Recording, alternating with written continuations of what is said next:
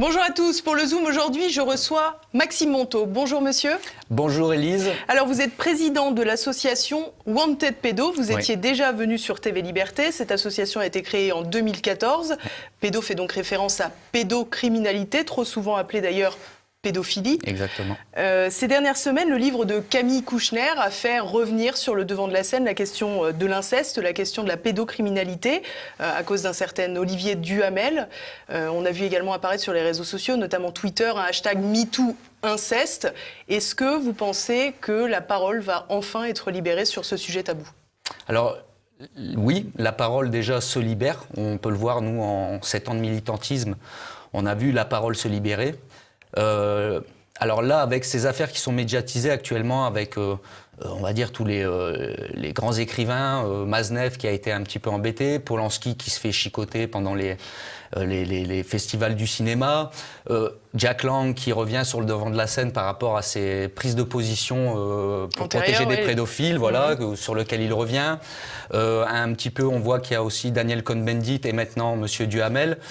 En fait, c'est un petit peu une hypocrisie, je parle au niveau médiatique et judiciaire, puisque tout le monde sait que ces gens-là sont des consommateurs d'enfants depuis de nombreuses années, puisque d'ailleurs chez Duhamel, ils ont même retrouvé des photos, d'après ce que j'ai vu et entendu, des photos de ses propres enfants, des parties génitales de ses enfants chez lui. Donc ça veut dire, les gens qui venaient chez lui savaient, on met pas ce type de photos. Je pense que chez les amis communs, enfin chez les amis que vous pouvez avoir et les miens, il n'y a pas ce type de photos. Donc ça nous alerterait tout de suite.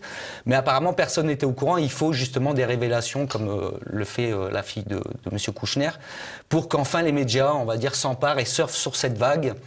Alors bien évidemment, oui, c'est une bonne chose pour les victimes puisque ça va donner le courage aux victimes de parler, mais c'est encore une hypocrisie puisque beaucoup disent que, par exemple, les cas d'inceste, c'est 80%, les plaintes qui sont déposées en justice, c'est 80%, c'est de l'inceste, ce qui est totalement faux. Les chiffres, c'est 30%. Ça, c'est les chiffres du ministère de la Justice. C'est-à-dire des enfants violés où c'est-à-dire il y a les une plaintes qui sont déposées en justice pour certains militants des actes pédocriminels.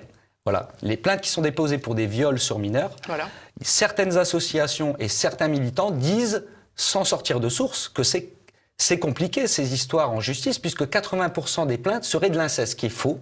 Les chiffres du ministère de la Justice, c'est 30% des plaintes qui sont déposées sont de l'inceste, et 70% ce n'est pas de la... en dehors du milieu familial, quoi. Voilà, ça peut être dans des écoles, dans des associations pour le sport, des colonies, etc. Donc, le souci, nous, est... Alors, c'est très bien, oui, ça libère la parole pour les victimes, mais c'est encore une hypocrisie au niveau étatique, puisque les hommes politiques ne s'emparent... Aucun parti politique et aucun président de la République ne s'est encore emparé de ce sujet-là, sérieusement. Et c'est vrai qu'on s'est vu il y a 5 ans. Depuis, énormément d'eau a coulé sous les ponts et on a fait vraiment un travail de fond pour essayer de découvrir quelle position avait la France concernant la pédocriminalité et le trafic d'enfants en France. La question à laquelle vous vouliez répondre, quelque part, c'était dans quelle mesure la France luttait vraiment contre la pédocriminalité. Voilà, et on s'est rendu compte, malheureusement, et on n'est pas les seuls à le dire, que la France, c'est vraiment une plaque tournante de la pédophilie. D'ailleurs, je dis que la France, c'est Pédoland. Et chaque jour qui passe, en fait, confirme nos bilans et les constats que nous avons pu faire. Par exemple, on a découvert que les Français étaient, en Europe, 2e consommateur d'images pédopornographiques. Ça veut dire qu'on a des centaines de milliers de Français qui vont chaque jour se connecter sur des forums pour visionner des viols d'enfants, des images d'enfants en train de se faire abuser. Et on est classé 4e aussi dans le monde. Donc ça veut dire qu'on est quand même très bien positionné, entre guillemets, dans ce trafic d'enfants. Enfin, c'est la démonstration que c'est un sujet qui mériterait qu'on s'y attelle. Qui doit être véritablement traité, car il y a urgence, parce que derrière chaque photo, c'est des vrais enfants, c'est des enfants qui ne sont pas secourus, c'est des pédophiles qui continuent de pouvoir s'attaquer à des enfants dans leur vie, on va dire, quotidienne, et qui ne sont nullement inquiétés. On a découvert aussi que 11% de ces sites donc, pédophiles, qui sont signalés aux autorités mondiales, sont hébergés sur des serveurs en France. C'est-à-dire qu'on pourrait... Qui sont hébergés, en fait, en France. Sur des serveurs, comme notre site Wanted Pédo. Il est sur un serveur qu'on paye avec un hébergeur pour héberger notre site. Et il y a 11% des sites qui sont signalés aux autorités mondiales qui sont aussi sur des serveurs en France. Donc personne ne recherche l'existence, parce qu'en France, on a le même nombre de cyberpatrouilleurs, de gens qui luttent contre la cybercriminalité, donc la pédocriminalité sur Internet. on a le même nombre que la Roumanie en tant d'agents qui luttent contre ça en France. Par exemple, en Angleterre, il me semble qu'ils ont 20 fois plus d'agents pour lutter contre ça. Donc en France, rien n'est fait. Donc d'un côté, on nous dit, certes, les victimes allaient déposer plainte, il faut parler, alors qu'en France, on le sait aussi, 80% des plaintes en justice sont classées systématiquement sans suite. C'est-à-dire aujourd'hui, il y a tous nos hommes politiques, Marlène Schiappa, Adrien Taquet nous disent « Vous êtes victime de violences physiques, d'agression par votre mari, de violences sexuelles, femme ou enfant, ayez le courage d'aller déposer plainte. » Sauf qu'en justice, c'est 80% des plaintes qui sont actuellement classées sans suite systématiquement. Par rapport au fait que c'est très compliqué d'avoir des preuves, etc., d'après la justice. Alors nous, on aimerait, ce qu'on va demander à l'association anti-pédo, et on n'est pas les seuls, à ce qu'une brigade pluridisciplinaire soit mise en place par l'État, avec au moins 1 millier de bonhommes, voire plus, ça serait bien, avec des informaticiens, des hackers, des gens qui vont mener des investigations, d'autres qui vont être formés à la psychologie de ces prédateurs et de ces criminels, il n'y a pas d'autre mot, de psychopathes, pour pouvoir les interroger et mener une enquête correctement et faire des perquisitions derrière. Parce que il y a l'effet de surprise qui va compter. Si on arrive à agir sur ces forums et sur ces sites, il y a aussi déjà, ça ouvre des enquêtes pour flagrance, donc ça donne énormément de moyens aux services de police et à la justice, c'est-à-dire, quand il y a un cas de flagrance, on peut lancer des perquisitions, on peut lancer des écoutes, on peut mettre en garde à vue immédiate, et tout un tas d'autres panels, on peut faire des saisies, etc. Et donc ça, en plus, il y aurait l'effet de surprise, et naturellement, le fait de tomber chez des pédos à l'improviste, perquisition chez lui le matin et de le lever, on va se rendre compte qu'il y a des gens qui travaillent proches d'enfants, dans leur milieu professionnel, ou dans leur cercle familial qui ont abusé aussi. Pour avoir là où ils sévissent. Et donc faire baisser la pédocriminalité. Vous voyez ? Et c'est aujourd'hui, on se rend compte avec le travail qu'on a pu faire, c'est qu'aujourd'hui, c'est un milieu qui est totalement opaque quand on n'est pas les gens sains d'esprit. Les gens qui ne connaissent rien au sujet, qui n'ont jamais, sont à 10 milieux de s'imaginer que tout cela existe, mais quand on creuse un peu sur le sujet, on se rend compte que nous au départ on pensait qu'il allait y avoir quelques milliers de sites, qu'on allait facilement pouvoir les référencer pour donner tout ça aux autorités et les faire fermer. Pour que les gens comprennent bien, on parle bien du web classique, c'est-à-dire qu'on n'a pas besoin d'aller sur le fameux dark web pour aller consulter ces sites, c'est-à-dire que n'importe qui concrètement peut très bien aller consulter son site de pédocriminalité en France sans être inquiété et sans même que les hébergeurs soient inquiétés, ni même que les diffuseurs soient inquiétés. Pire, il y a même des hébergeurs qui ne veulent pas, des fois, collaborer avec même la justice. Y compris des hébergeurs français ? Oui. Ils se réservent le droit de collaborer ou pas avec certains services de police. Donc, il faut vraiment que les gens prennent conscience que c'est une manne financière aussi énorme. C'est estimé par faut savoir que le FBI estime à 4 millions de sites pédophiles dans le monde et forums pédophiles sur Internet. C'est le FBI qui estime le nombre de sites. Et ça génère, toujours d'après le FBI, 400 milliards d'euros de manne financière par an. C'est-à-dire que c'est 320 milliards d'euros le trafic de drogue par an. Toute drogue confondue, la pédopornographie dans le monde, ça génère 400 milliards d'euros. Donc, c'est une manne financière énorme, opaque, occulte, dont personne ne s'occupe et qui permet à des psychopathes de violer, agresser des enfants et de les mettre en pâture sur ces forums et ces sites en toute impunité et sans que personne ne les cherche. Donc, il faut que ça change. Ça serait un moyen vraiment... Si on arrive à intercepter ces personnes-là, en plus avec effet de surprise, la pédocriminalité, les viols d'enfants vont forcément baisser. Forcément, automatiquement. À plus forte raison que, comme vous l'expliquez, avec l'effet de surprise, ça permet en plus d'attraper non pas un réseau, mais au moins les connexions de la personne qui sera ciblée, puisque avec les sites, évidemment, ils ont des échanges. Je crois savoir que les diffusions de photos, par exemple, ont un effet multiplicateur au fur et à mesure. Ils se les renvoient les uns les autres et c'est un effet boule de neige. Je voulais rebondir sur quelque chose justement, mais c'est pas grave, ça me reviendra. Tous ces enfants, en fait, les hommes politiques ne peuvent plus dire aujourd'hui qu'ils ne savent pas. Des lanceurs d'alerte font le travail depuis des années, des associations tirent l'alarme depuis des années. Nous avons fait le travail, nous sollicitons, on a été au Sénat, remettre des propositions de loi, on explique tout ça publiquement et on va dire rien ne bouge au niveau étatique et même au niveau... Alors, j'allais dire au niveau des citoyens, mais les gens n'ont pas conscience que tout cela existe. Les gens ne savent pas que les plaintes sont classées à hauteur de 80%. Quand ils se disent, les gens, avant que ça leur tombe dessus, si un jour ça venait à me tomber dessus, ils pensent que c'est NCIS qui va avoir des prélèvements ADN. Non, mais que le pédo va être perquisitionné instantanément, qu'ils vont lui fouiller son PC, qu'ils vont le... Non, non, non. On est plus... les enquêtes sont plus bâclées qu'autre chose.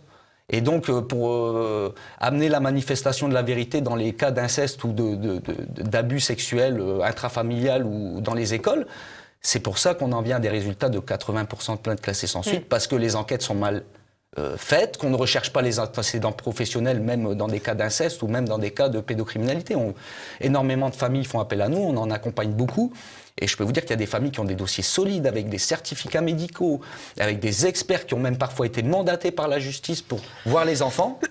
Et malgré tout, l'enfant est placé soit dans une structure de l'ASE, séparé de sa mère, ou même parfois remis au père que l'enfant a accusé d'agression. Donc c'est horrible. C'est ça c'est ce qu'on voit au quotidien. Alors on a beaucoup parlé, notamment avec les violences faites aux femmes, de la nécessité de former les policiers davantage à recueillir les plaintes des femmes victimes.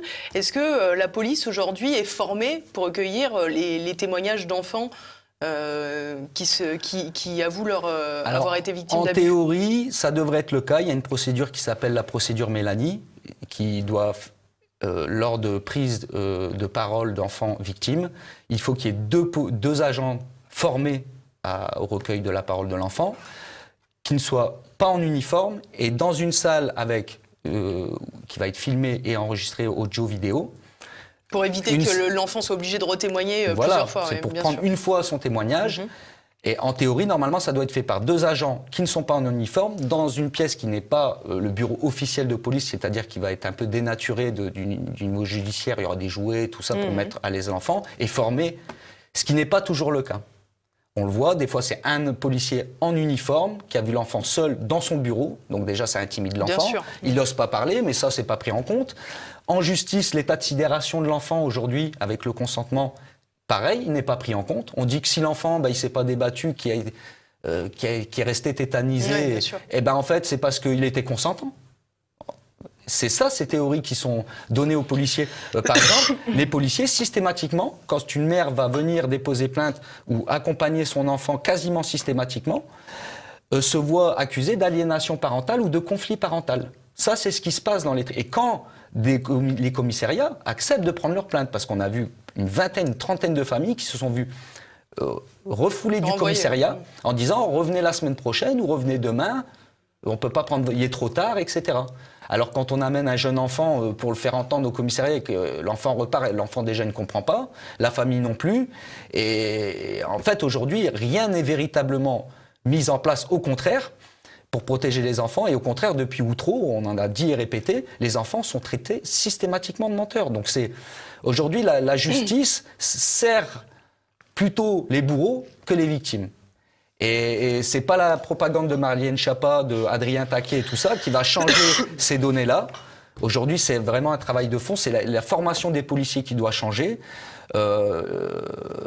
Alors certains le font bien, on tombe dans des procédures où la procédure Mélanie a bien été faite, etc. Mais des fois, c'est quand même classé sans suite, et quand on a accès aux pièces et au visionnage de la procédure Mélanie, on se rend compte que le son ou l'image n'a pas fonctionné. Et donc, alors justement, ça complique.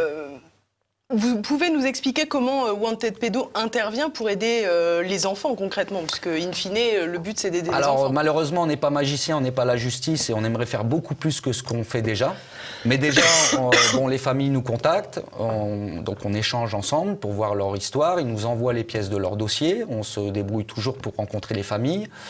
Si les familles ou les enfants en ont besoin, on les met en lien avec des psychologues qui vont pouvoir véritablement leur redonner confiance, leur donner des clés pour affronter soit les procès, soit les épreuves qui vont passer. Donc ça, c'est important aussi, un soutien physique et psychologique, chose qui ne s'achète pas, je l'ai déjà dit, et qui n'a pas de prix pour elle. Ça, c'est le côté humain. Et après, on va les accompagner dans toutes les procédures. Une fois qu'on a lu le dossier, pour nous, on fait marcher notre intime conviction, un peu comme des jurys populaires. On étudie un dossier. Si nous sommes intimement convaincus que l'enfant a bien subi des agressions sexuelles, on va se battre avec la famille jusqu'au bout, coûte que coûte, quoi qu'en dise la justice. Ça vous est déjà arrivé d'avoir l'inverse et d'avoir des dossiers face auxquels vous disiez, bon là, on n'est pas certain que ça tienne, en fait, quand on n'a pas de pièces judiciaires, on ne peut pas malheureusement se baser que sur la parole d'une personne. Il nous faut des pièces qui prouvent de traumas physiques sur les parties génitales de l'enfant, ou des audios ou des vidéos spontanées de l'enfant. Voilà, des choses qui vont pouvoir nous faire travailler notre intime conviction. Et bien sûr, on regarde les dossiers à plusieurs. Et alors, non, les dossiers qu'on ne prend pas, c'est quand il n'y a pas de pièces judiciaires, pas de choses malheureusement. Alors ça nous est arrivé où quand il n'y a pas de pièces, on peut pas malheureusement. Vous pouvez rien faire. On peut rien faire. Comment, je crois que c'est une association au sens propre du terme, Wanted Pedo, c'est-à-dire qu'il y a beaucoup de collaborations, vous avez beaucoup de gens qui travaillent à vos côtés, un esprit citoyen finalement qui anime cette association et de solidarité. Comment vous fonctionnez? Comment vous arrivez à vous financer tout simplement? Alors se financer, on n'a pas de subvention d'État. On n'en veut pas d'ailleurs, puisqu'on dénonce des problèmes étatiques, donc on ne va pas faire les hypocrites, prendre d'une main et de dénoncer de l'autre. Et puis on a envie de garder notre liberté de parole, donc on compte que sur la solidarité des gens qui ont confiance en nous, qui soutiennent notre travail. Et puis après, majoritairement, c'est de notre poche aussi, au sein des gens de l'association. En moyenne, on dépense 14 000 € par an de dépenses. On a 4 000 € à peu près de donations des gens qui nous soutiennent, et on en dépense donc 10 000 de notre poche chaque année depuis 7 ans. Donc là, on arrive à un moment où on ne peut plus trop le faire non plus, parce quand il n'y a plus d'argent, on ne va pas non plus vendre nos biens et pour continuer un combat, c'est pas logique. Donc là, on fait un peu plus appel à la solidarité et à l'aide des gens pour continuer à soutenir nos actions, parce que on fait du suivi psychologique, on fait des déplacements pour aller rencontrer les familles, on fait des choses qu'on n'a pas censé faire des fois. Par exemple, des fois en urgence, on déménage des familles quand elles doivent partir pour fuir un danger. À Noël, il y a des familles qui n'avaient pas beaucoup d'argent, on offre des cadeaux, c'est le Père Noël Wanted Pedo. Il y a plein de choses qu'on n'est pas censé faire, mais qu'on fait parce qu'on fait Même des fois, je suis surbooké, j'ai énormément de personnes à contacter, des personnes nous contactent quand même, et on n'arrive pas à dire recontactez-nous dans 2 mois, on a trop de travail. Je lui dis je reviens vers vous dans 3 jours, dès que ça se calme un peu, je finis ce que je suis en train de terminer, etc. Et on n'arrive pas à laisser les gens sur le bord de la route, donc... et c'est pour ça aussi que les gens nous soutiennent, parce qu'ils ont vu qu'on a tenu sur la longueur. La dernière fois qu'on s'était vu, c'était il y a 5 ans. Et on n'a jamais changé notre ton de parole, on ne s'est jamais soumis. Voilà, on a pris des coups de bâton par la justice, financièrement, etc. Mais on ne s'est jamais soumis, on a toujours continué le combat, et surtout on n'a jamais lâché les dossiers et les familles. Certains dossiers, ça fait 7 ans qu'on continue de se battre avec eux. Malheureusement, il y a des familles qui sont séparés de leurs enfants depuis 5 ans. Il faut connaître tous ces rouages, en fait. La justice, les gens pensent qu'elle est là pour les protéger, mais les gens ne croient pas en la justice à partir du jour où ils y sont confrontés. Qu'on soit victime, quand on est une victime et qu'on est confronté à ce système judiciaire-là, les victimes n'y croient plus, parce qu'ils voient qu'ils ne sont ni entendus, ni écoutés, ni accompagnés. Ni crus. Ils sont traités de menteurs aussi. Et ces familles subissent la triple peine, c'est-à-dire 1, l'enfant se fait agresser, 2, on les traite de menteurs, et 3, on les remet, soit on les sépare, on les place en foyer, ou soit on les remet carrément au père. Donc pour l'enfant, c'est la triple peine. Et c'est des choses qu'on va devoir changer au sein de notre société. Il faut que les gens... c'est un sujet qui est difficile, qui n'est pas rigolo, qui est pas nous, ça ne nous amuse pas de le faire tout ça depuis 7 ans, mais on a compris l'enjeu et l'importance pour les générations futures. C'est-à-dire que là, on laisse une situation se dégrader, mais jusqu'à quand ? Parce qu'on estime à 11 millions de personnes, de Français, qui ont été violés. 11 millions, une personne sur 6.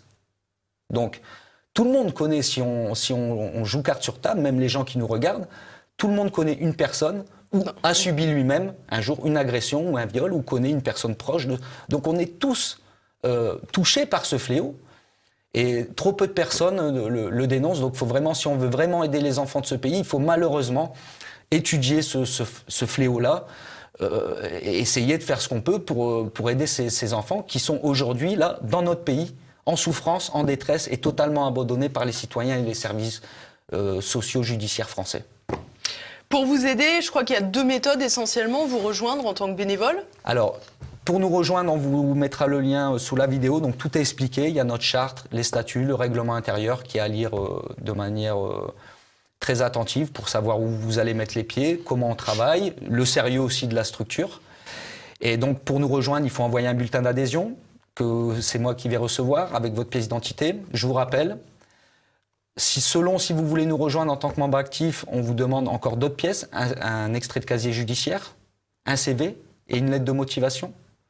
On se rend compte, on passe un entretien de 3 heures et à l'issue de cet entretien, on vous dit oui ou non, vous pouvez intégrer l'équipe. Donc déjà, c'est pas open bar, c'est pas. Et puis surtout, on est décisionnaire en dernier. C'est pas parce que vous venez passer l'entretien que vous serez forcément pris. Donc déjà.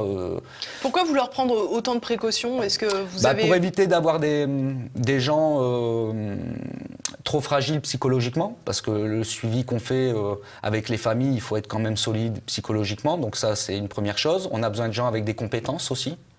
On ne peut plus, comme il y a 7 ans, parce que nous, on se formait aussi. Sur donc le on terrain, pouvait se former les uns les autres, mais aujourd'hui, on n'a plus le temps. On est tellement sollicité qu'on a besoin de gens, et puis de gens qui ont des informations, qui maîtrisent le sujet et qui ont aussi certaines compétences. Donc c'est pour ça qu'on fait ça. Et puis pour savoir à qui on a affaire, se voir aussi physiquement en tant qu'humain, c'est quelque chose que les membres apprécient justement.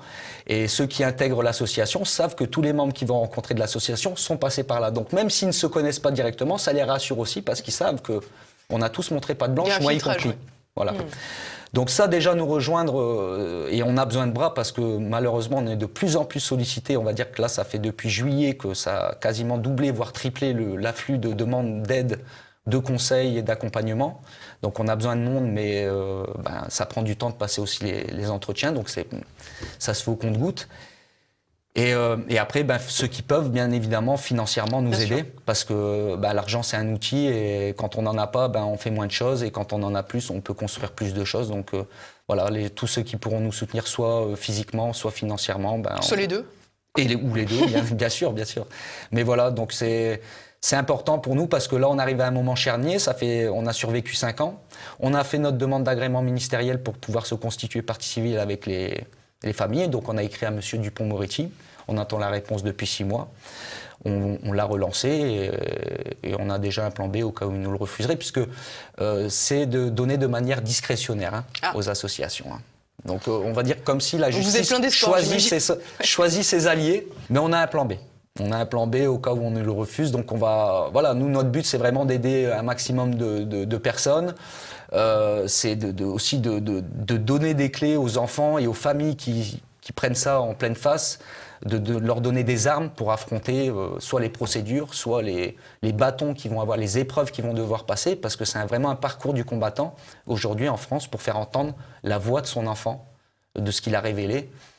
Et c'est en ça qu'on pense utile et que les familles, c'est ce qu'elles nous disent, c'est que ça n'a pas de prix, quoi. Moi, j'ai ramassé beaucoup de familles qui étaient à 2 doigts de se foutre en l'air, vraiment. Avant de nous appeler, parce qu'elles avaient contacté des dizaines et des dizaines d'assauts en France, écrit à des sénateurs, des députés, toujours sans réponse. Et un jour, ils tombent sur moi, un petit pédo, ils appellent, on décroche, et là, ils sont... Ah, enfin, quelqu'un me répond dans ce pays. Vous voyez, c'est horrible, hein. C'est ce qu'on... Voilà, donc on a vraiment besoin de l'aide de tout le monde, de toutes les bonnes âmes, de gens qui auront compris l'enjeu pour nous soutenir, venir nous rejoindre.